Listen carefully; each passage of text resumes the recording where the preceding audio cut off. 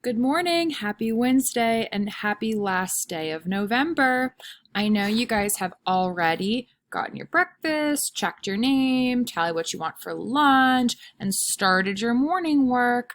I know I can't wait to come back. I'm going to have so much to do, so much to grade. So, again, it is the last day of November, so this is the last time we're going to say and hear the land acknowledgement. Let's say it together one last time. We want to acknowledge that we gather as Joanne Lelek Elementary School on the traditional land of the Natachowtank and Piscataway, past and present, and honor with gratitude the land itself and the people who have stewarded it throughout the generations.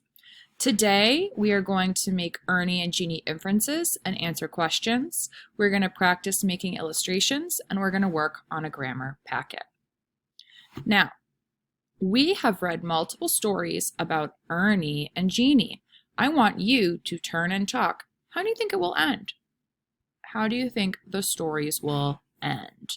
Again, once this video is over, please start the 2-minute timer. The students should be talking with each other, taking out their books about how they think the story of Ernie and Jeannie will end. Can't wait.